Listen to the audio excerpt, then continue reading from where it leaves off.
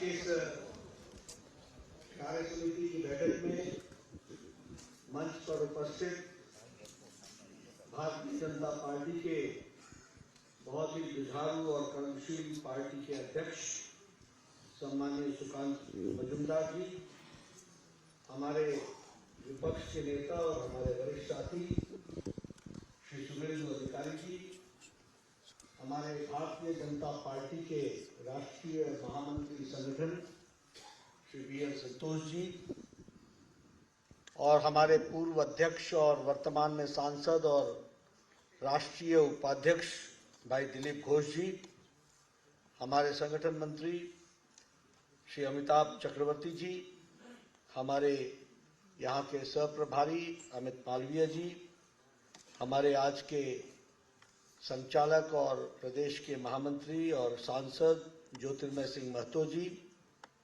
यहाँ उपस्थित प्रदेश कार्य समिति में उपस्थित सभी पदाधिकारीगण, हमारे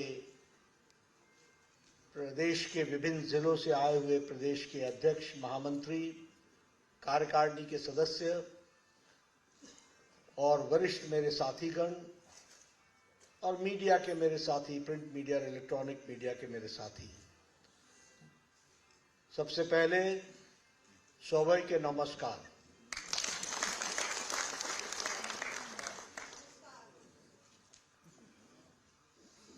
मुझे यहाँ इस कार्य समिति की बैठक में आने का सौभाग्य मिला और जिस गर्मजोशी के साथ आपने कल मेरा एयरपोर्ट पर स्वागत किया, वह मुझे पश्चिम बंगाल की एक नई बहती हुई हवा का संदेश दे रहा है। और वैसे भी मैं कलकत्ता आऊं और काली माता को याद न करूं, बेलूर मठ को याद न करूं, यहाँ के सांस्कृतिक नेतृत्व प्रदान करने वाले वरिष्ठ सज्जनों को याद न करूं, दक्षिणेश्वर मंदिर को नमन न करूं, तो शायद मेरी यात्रा प्रारंभ ही नहीं होती। इसलिए सबसे पहले तो मैं सभी देवी देवताओं को और इन पूज्य स्थानों को नमन करता हूं और आशीर्वाद लेकर के अपनी बात प्रारंभ करता हूं। जब हम बंगाल की बात करते हैं तो हमारे जहन में और हमारी तस्वीर में वीर स्वतंत्रता सेनानी एक साथ नजरों से गुजर जाते हैं। जब हम बंगाल की बात करते हैं तो हम सामाजिक परिवर्तन लाने वाले महान विभूतियों की तस्वीरें हमारे सामने से गुजर जाती हैं और बंगाल का जो गौरव, बंगाल का जो कल्चर है, वो हम सबको याद आता है। और इसीलिए आज के दिन नेताजी सुभाष चंद्र बोस, हमारे रास बिहारी बोस या फिर हमारे खुदीराम बोस, और आज जहां मैं गया रास बिहारी बोस जी के कर्मस्थली पर, ऐसी जगह से जो प्रेरणा मिलती है वह प्रेरणा सच में बहुत ही अद्भुत होती है। इसलिए मैं ऐसे वीर योद्धाओं को और स्वतंत्रता सेनानी को नमन करता हूं। अगर मैं सामाजिक परिवर्तन की बात करूं तो राजा राम मोहन राय को, स्वामी विवेकानंद को, हमारे श्री अरविंदो को, इन सब को भूलना शायद अपनी संस्कृति को भूलने के बराबर होगा। और इसीलिए रामकृष्ण परमहंस को, सभी महान विभूतियां जिनसे हमको एक तरीके से अध्यात्मवाद की ऊर्जा मिली, ऐसे वरिष्ठ विभूतियों को हम नमन करते हैं, उनसे हम आशीर्वाद प्राप्त करते हैं। बंगाल की धरती पर अभी मैं बंगला में बोलता कम हूं, सुनता तो पूरा हूं और समझता तो ज्यादा ही हूं।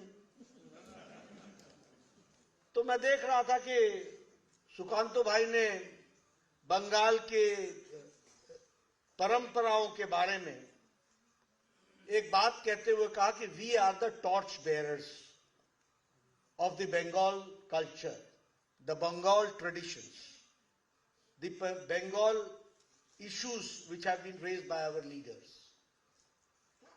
यह बात बहुत स्पष्ट है और उसी तरीके से हमारे दिलीप दा ने भी आपको बताने की कोशिश की कि पार्टी को हमने कैसे मजबूत किया और हम कैसे आगे मजबूत करेंगे। और सुकांत हमारे शुभेंदु जी ने आपके सामने नई तस्वीर खींच करके बता दी कि आने वाला कल हमारा है। मैं उसी में अपने आप को जोड़ता हूं और मैं जोड़ते हुए आपके साथ ये कहना चाहता हूं कि राजनीति में कभी भी कोई चीज ठहरी नहीं रहती है। जो आज है वो कल नहीं, जो कल है वो परसों नहीं।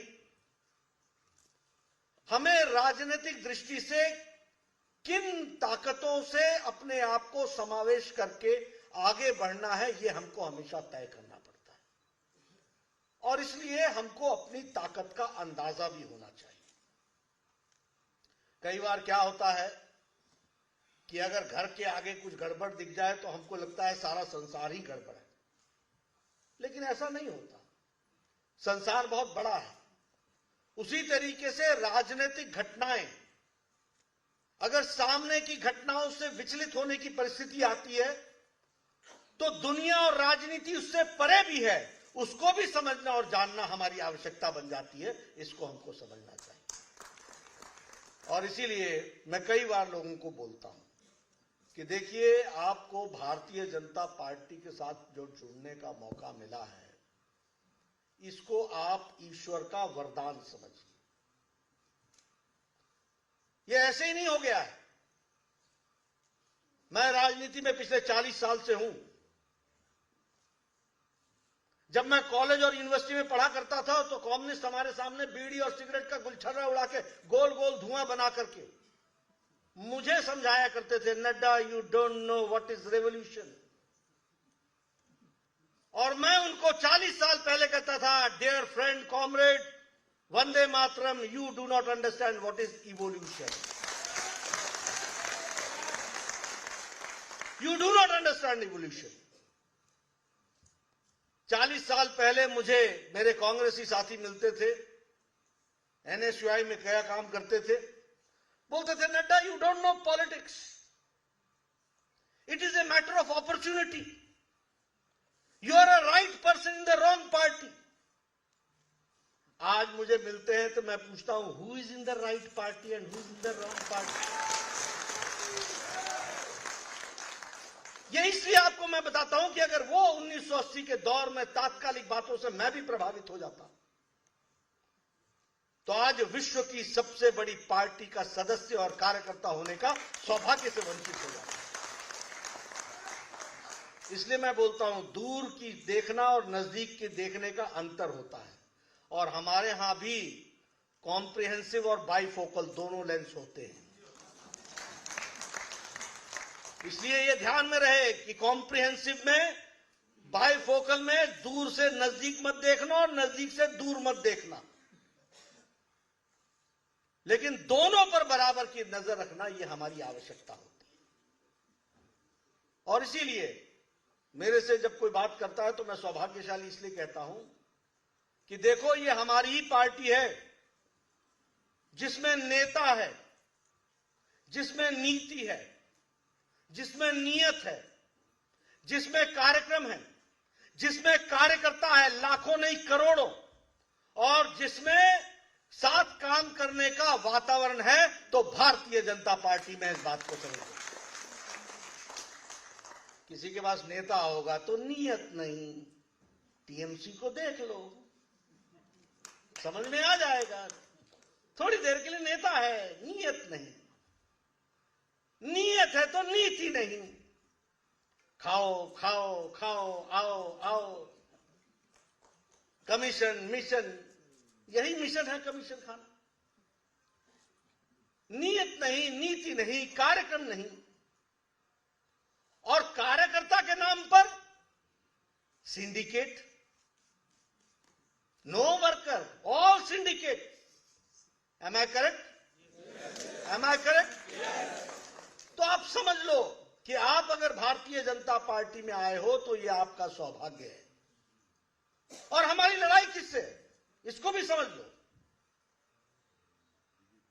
देखो, इस देश में सबसे पहले रीजनल पार्टी के नाम पर पार्टियां आई, और रीजनल पार्टी का बड़ा सिंपल सा फंडा होता है, ना आगे नाथ ना पीछे पगारा, न कोई कार्यक्रम, न कोई नियत, न कोई नीति, न कार्यक्रम, अपनी जिसमें डफली बच जाए वही रीजनल पार्टी। और सारी रीजनल पार्टी देर सवेर परिवार की पार्टियां बन जाती हैं। और इसको समझो, याद करो जम्मू कश्मीर, एक समय में श्रीनगर का नारा लगाने वाला नेशनल कॉन्फ्रेंस आज बाप बेटी की पार्टी बन गई, फरूक और अब्दुल्ला की पार्टी बन गई। याद करो पीडीपी, एक समय में श्रीनगर की आवाज उठाने वाली पार्टी आज पिता रहे नहीं, अब बेटी की पार्टी हो गई।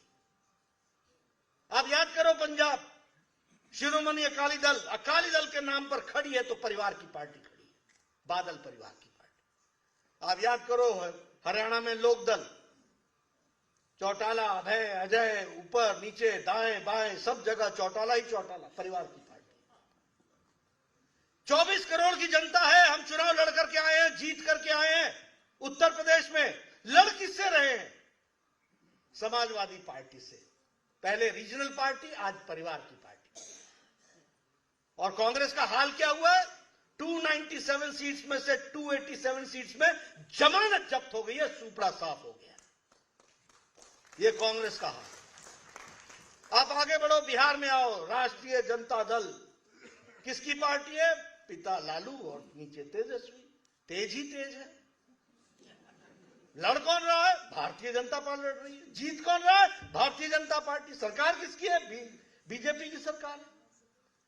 आप वेस्ट बंगाल आ जाओ, कहते थे रीजनल पार्टी है, बन गई पीसी और भाईपो की पार्टी, परिवार की पार्टी बन गई।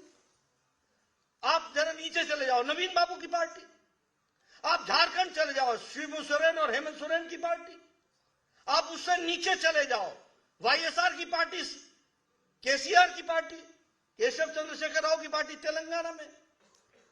मैं वहां का नक्शा देख रहा था, चुनाव लड़ने की बात आई तो देखा एक सीट पर केसीआर, एक उसके बगल में उसका दामाद, उसके बगल में उसकी बेटी, उसके बगल में उसका छोटा पोता।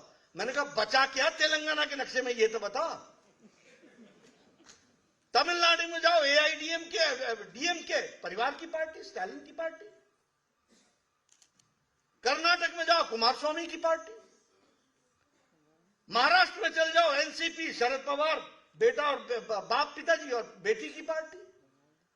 और शिवसेना में आ जाओ, बाप बेटे की पार्टी।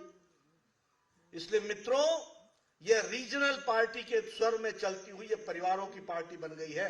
और इंडियन नेशनल कांग्रेस का सबसे बड़ा दुख तो यह है कि न तो ये इंडियन रह गई है, इसके नेता भी अब लंदन से बोलते हैं, न तो ये इंडियन रह गई है, न नेशनल रह गई है, ये भी भाई बहन की पार्टी बन गई है। बाकी सब छुट्टी। अब इससे आगे आपको मैं बताना चाहता हूं, क्योंकि मैं ये लड़ाई लड़ना जानता हूं, मुझे कोई इसमें आपत्ति की बात नहीं। आज से 20 साल पहले कोई सोचता नहीं था कि लालू का राज बिहार से जाएगा। और ममता जी के सामने, लालू के सामने तो ममता जी का राजनीतिक सोच और समझ, ये इतिहास इस बात का गवाह बनेगा। लेकिन वहां राष्ट्रीय जनता दल को नस्तोनाबूद करके भारतीय जनता पार्टी आई है और पूरी ताकत के साथ आई है, हमको समझना चाहिए। कोई नहीं सोचता था कि मुलायम का राज जाएगा, दूती बोलती थी।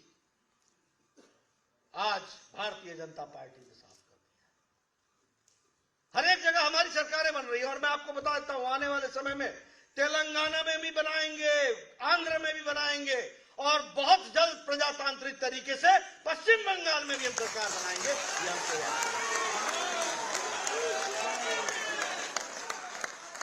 कल जो मैंने स्वागत में जोश देखा है ना, वो लोगों के हाथ फड़फड़ा रहे हैं, लोगों का मन फड़फड़ा रहा है।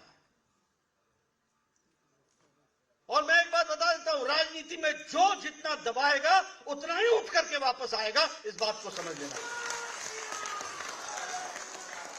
इसलिए मैं आपसे एक ही बात कहना चाहता हूं, अपने रास्ते पर चलते रहो, अडिग रहो, अच्छी तरीके से लड़ाई लड़ो। भारतीय जनता पार्टी यशस्वी होगी ही। किसी ने नहीं सोचा था कि हम कांग्रेस मुक्त हो जाएंगे। अब कांग्रेस मुक्त तो छोड़ो, कांग्रेस लुप्त तो हो रही। ये इतिहास में दर्ज है भैया। मैं कोई आपको उधर उधर की बातें नहीं सुना रहा। अपने में कॉन्फिडेंस होना चाहिए कि हम जिस रास्ते पर चले हैं वो सही रास्ता है कि नहीं। अगर हमारा रास्ता सही है तो जनता हमारे साथ चलेगी, आगे बढ़ेगी और हम यशस्वी होंगे। इस बात को हमको समझ लेना चाहिए। आज मित्रों, हमारा सौभाग्य है हमारे पास नरेंद्र मोदी जी जैसा नेता हो और हमारी सरकार हो, जवाबदेह सरकार हो, प्रो रिस्पॉन्सिबल सरकार हो, डेवलपमेंट इंक्लूसिव गवर्नमेंट की वाली सरकार हो। कभी सोचा था? अब मैं इस समय कहना नहीं चाहता हूं कि जब ये इंजेक्शन बन रहे थे वैक्सीनेशन के, तो उस समय ममता जी क्या कह रही थी, उस समय हमारे ये अखिलेश क्या कह रहे थे, मोदी टीका है, बीजेपी टीका है। और आपके यहां चर्चा होती थी इसका टेस्ट नहीं हुआ, टेस्ट नहीं हुआ, बिना टेस्ट के लगवा लिया, 3 लगवा लिए और जनता को गुमराह किया कि मत लगाओ मत लगाओ। हुआ है कि नहीं हुआ है? हुआ है कि नहीं हुआ है? ऐसे तो आपके नेता हैं। ये है उनकी तस्वीर। लेकिन हमको क्या इसमें से समझना है? हमको इसमें से इस बात को समझना है। देखिए, मैं बार बार लोगों को बोलता हूं, 10 साल से 30 साल लग गए भारत में दवाइयां पहुंचने में। चिकन पॉक्स पहुंचने में 20-25 साल लगे, ट्यूबरक्लोसिस पहुंचने में 30 साल लगे, पोलियो पहुंचने में 27 साल लगे, टेटनस पहुंचने में 28 साल लगा और जापानीज इंसेफ्लाइटिस बीमारी, जापानी बुखार, उसका इंजेक्शन पहुंचने में भारत में 100 साल लगे। 1906 में दवाई आ गई थी, भारत में 2006 में आई। और जब कोरोना आया तो जनवरी 2020 को पहला केस आया था। अप्रैल महीने में टास्क फोर्स बैठाया गया, नवंबर महीने में टेस्ट शुरू हो गया और 9 महीने के अंदर मोदी जी ने 1 नहीं 2 टीके भारत को दिए। ये बदलता भारत, ये बदलता भारत है। आप सब लोग नजदीक बैठे हो, किसी ने भी मास्क नहीं पहना है। ये मोदी जी का सुरक्षा कवच है। नहीं तो विदेश की तस्वीर उठा के देख लो, बाइडेन भी मास्क लगा के दिखते हैं आपको। ये हमारी भारत, और क्या है संख्या हमारी, 130 करोड़, 200 करोड़ डोज लेके बैठा हुआ Bharat, world's largest and world's fastest vaccination programme. और इतना ही नहीं, 100 देशों को हम 18.5 करोड़ वैक्सीन दे चुके हैं और 48 देशों को मुफ्त दे चुके हैं 2.5 करोड़ वैक्सीन। ये भी हमको समझना। यानी भारत अब लेने वाला नहीं हो गया, देने वाला भारत हो गया। इसको भी हमको समझना चाहिए। और यहां आपके यहां चर्चा होती थी टेस्ट होबे ना करबे ना। अब क्या हो रहा है, कैसे हुआ? मित्रों, हमको समझना चाहिए कि राजनीति में कौन हमारा साथ देता है, कौन हमारा साथ नहीं देता है। आज आपको जानकर खुशी होगी कि मोदी जी के नेतृत्व में गरीबी 22% से घट करके 10% पर आ गई। यानी 12% गरीबी, एक बीपीएल समाप्त हो गया। 12%। हमारा ग्रोथ रेट 8.7% पर खड़ा है। पेंडेमिक के बाद, कोरोना के बाद हम 8.7% के ग्रोथ रेट पर खड़े हैं।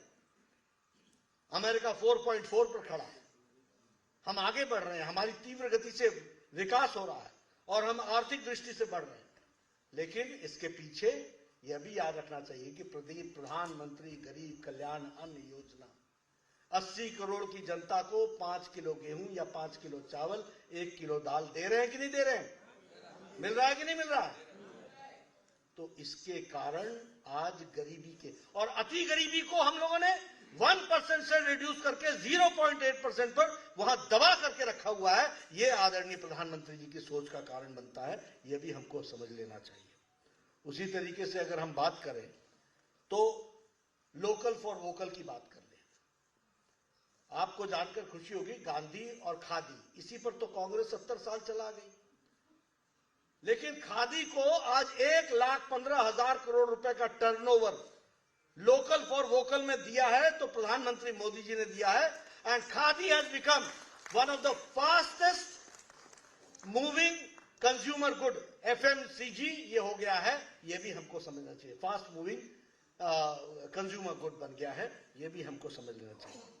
हमारा जो बेनिफिशियरीज का सैचुरेशन पॉइंट है, वो भी हम 100% कवरेज की ओर बढ़ रहे हैं।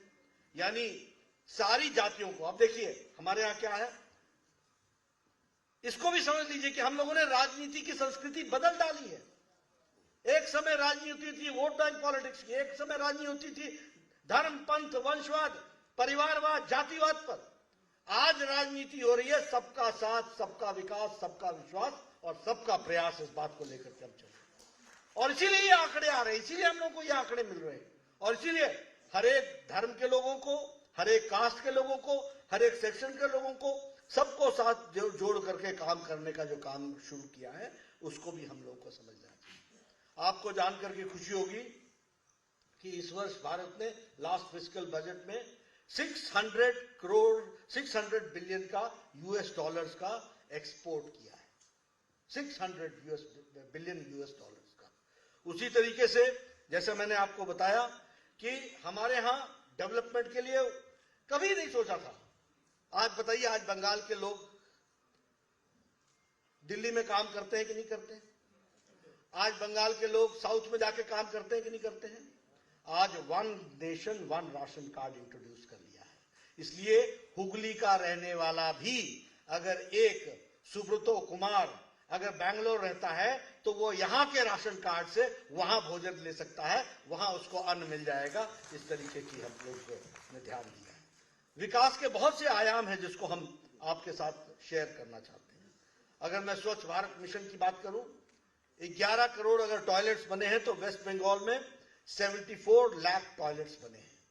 इसका मतलब क्या है? देखिए, ये टॉयलेट नहीं, मैं बार बार लोगों को बोलता हूं, ये 74 लाख महिलाओं का सम्मान है, ये 74 लाख महिलाओं का एम्पावरमेंट है, ये 74 लाख बच्चों का एम्पावरमेंट है।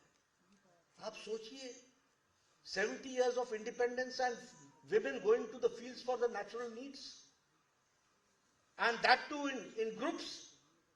ये भारत था। आपके बंगाल में 74 लाख बहनें प्रतिदिन सवेरे और शाम अपने नेचुरल नीड्स के लिए बाहर जाया करती थी खेतों पर। उनके एक एक बच्चे भी तो होंगे, तो 74 लाख बच्चे भी तो हुए। यह सुलभ शौचालय और यह इज्जत घर, यह शौचालय सिर्फ शौचालय नहीं है, ये लाइफ विद डिग्निटी का तरीका है जिसको हमको याद रखना चाहिए और उसको आगे बढ़ाने की। उसी तरीके से अगर मैं जनधन योजना की बात करूं तो आपके यहां 45 करोड़ में से 2.82 लाख जनधन खाते खुले हैं। अब जनधन खाते का मतलब समझ लीजिए, 20 करोड़ बहनों को मोदी जी ने कोविड के 3 महीने लॉकडाउन में 500 रुपीज पहुंचाया कि नहीं पहुंचाया? पहुंचाया कि नहीं पहुंचाया? There was no postman, there was no post office, there was nobody in between. It was Modi ji and the women, and the number was 20 crores. 20 crore को पहुंचाया गया और आपके यहां 2 करोड़ 82 लाख महिलाओं को ये 500 रुपए पहुंचाए गए। This is women empowerment. ये हमको याद रखना चाहिए और समझ लेना चाहिए।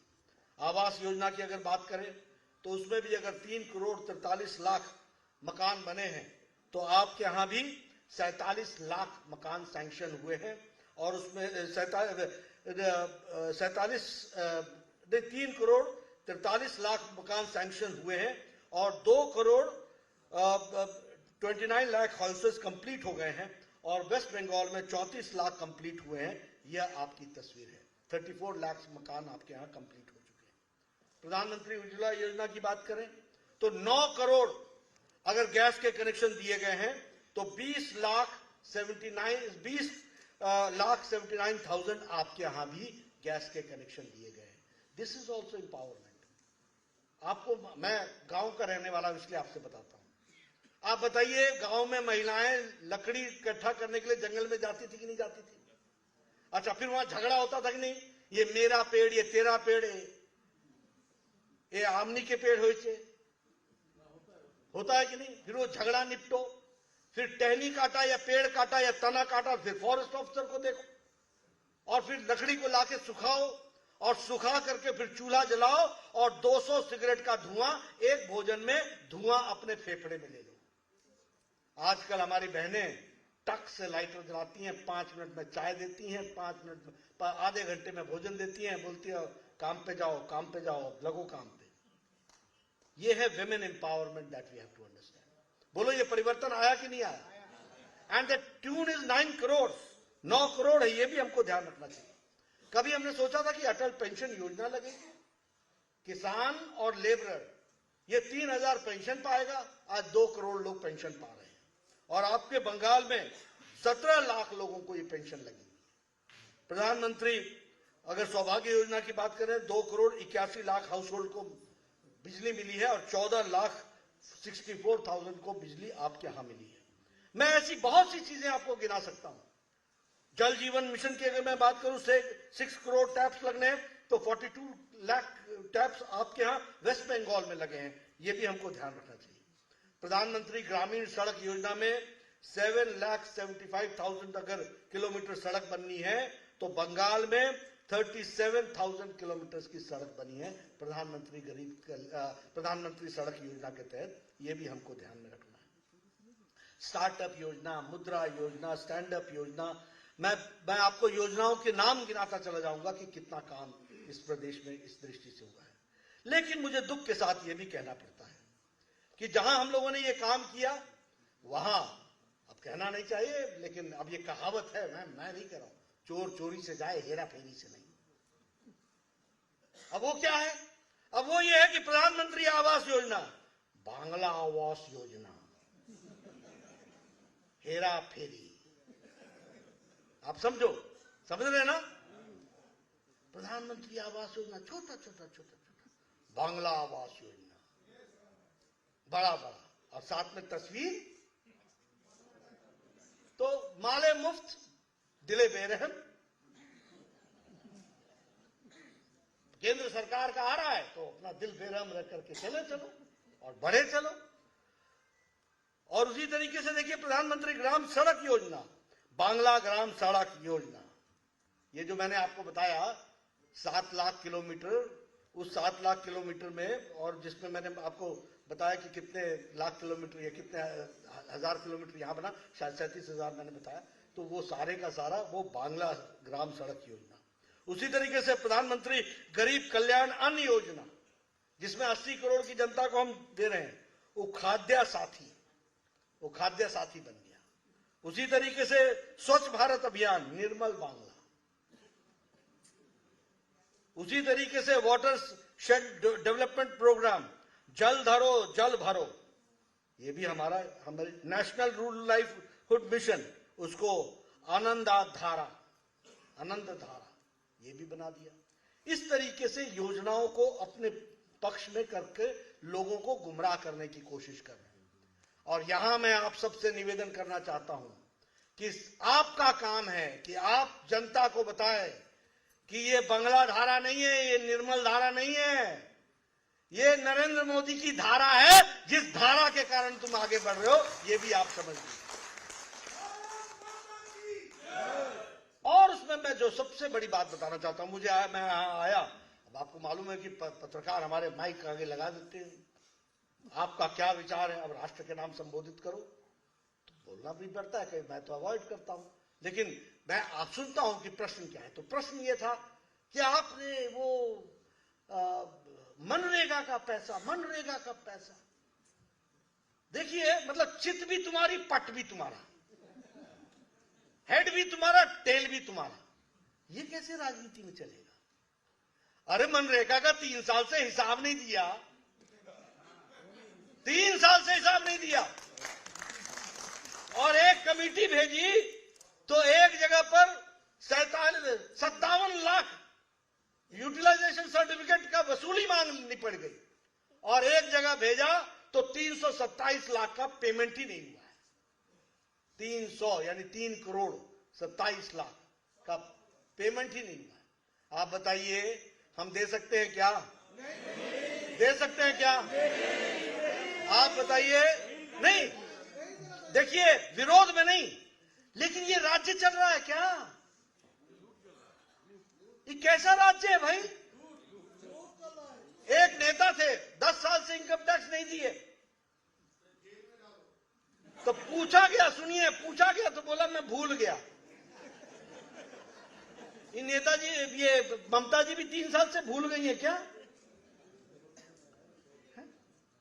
मतलब हींग लगे ना फिटकरी रंग चोखा। पैसा नहीं आया, पैसा नहीं, अरे आएगा कहां से भाई? रसीद देना पड़ता है, हिसाब देना पड़ता है। देना पड़ता है कि नहीं देना पड़ता है? पड़ता है कि नहीं पड़ता है? और जो बिना हिसाब दिए देगा तो गलत होगा कि नहीं होगा? तो आप क्या चाहते हैं कि हमारी सरकार गलत काम करे क्या? गलत काम करे क्या? और जो गलत काम कर रहा है उसको रहने देना है क्या? तो ये आपका काम है कि जनता को बताओ, ये आपका काम है कि आप जनता को बताइए कि मोदी जी तो पैसा देना चाहते हैं, लेकिन यहां आओ आओ आओ, without any arrangement, without any disbursement, without any, अपने टीएमसी कार्यकर्ता पहले कट मनी, फिर फट मनी, जो मनी मिल जाए,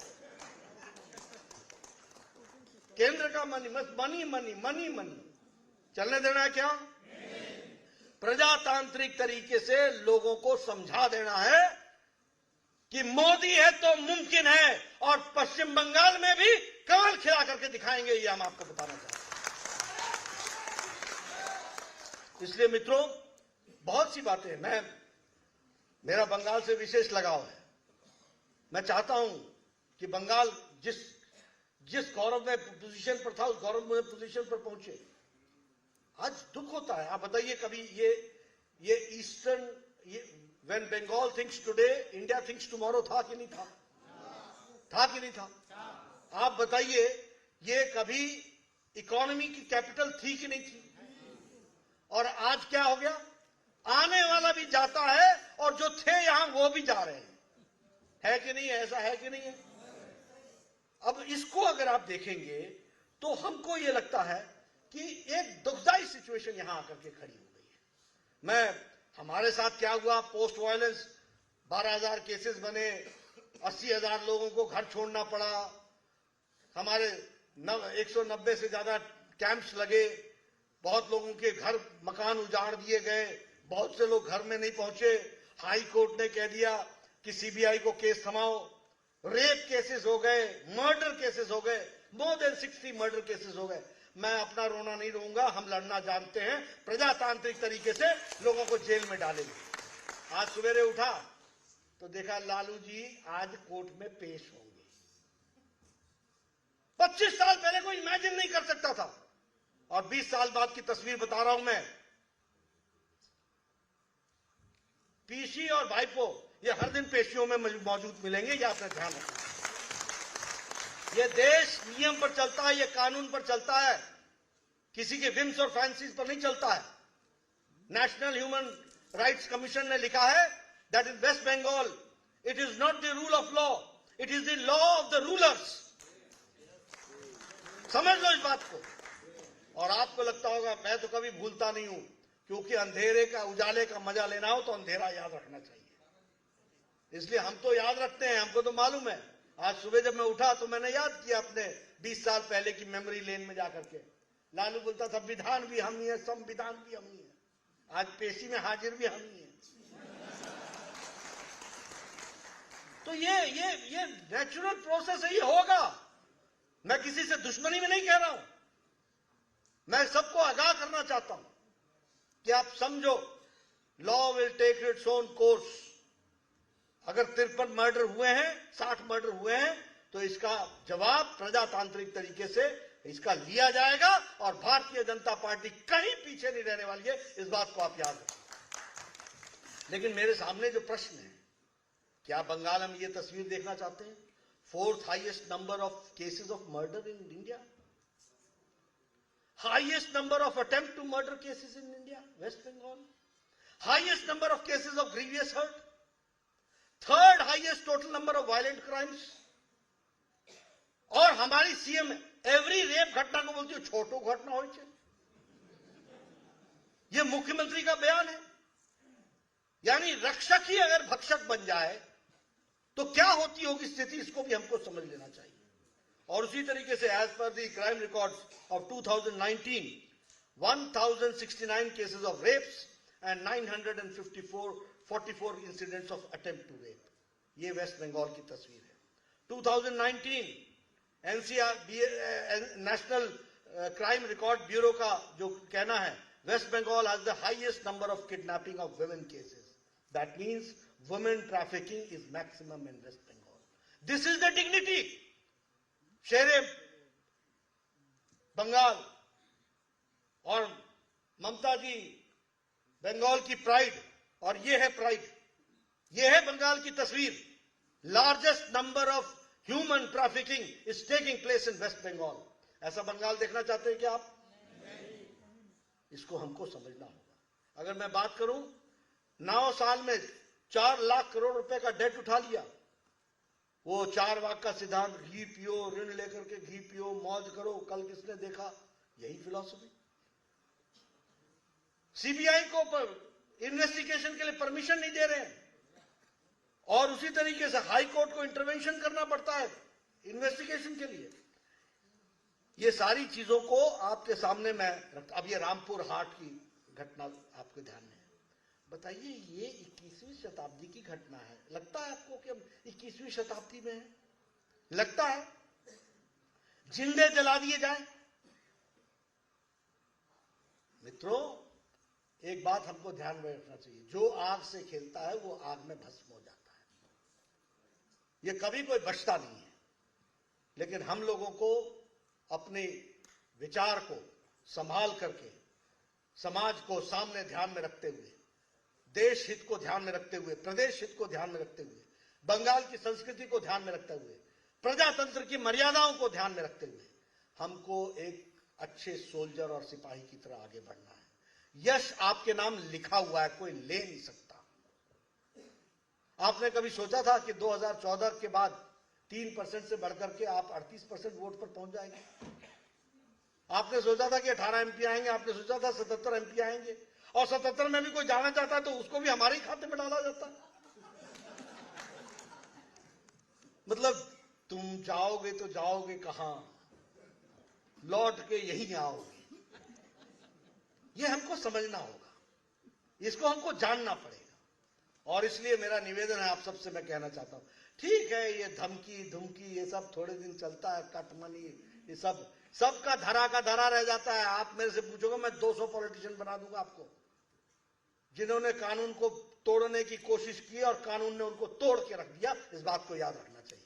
ये भारत देश है, ये प्रजातंत्र देश है, और इसीलिए मैं आपसे सिर्फ एक ही निवेदन करने आया हूं, आप सब लोग अपने जगह पर डटे रहो, सिद्धांतों के साथ खड़े रहो, नियम के साथ खड़े रहो, अपने पूर्वजों से ताकत लो, अपने पूर्वजों को याद करते हुए बंगाल के प्राइड को उस पर ले जाने के लिए समझो, और उसमें जो कोई भी आपका साथ देना चाहता है उसको साथ ले चलो, और जो आपके विरोध में खड़ा होता है उसको ये कह करके छोड़ दो कि तुम कल हमारे ही साथ चलते हुए दिखोगे।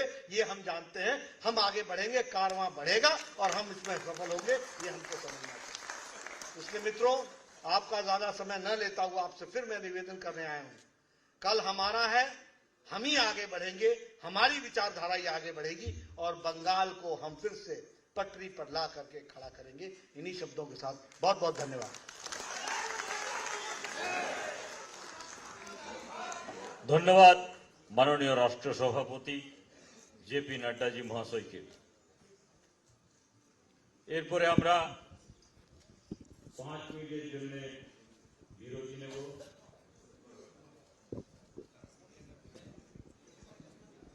5টা 4 হচ্ছে, 5টা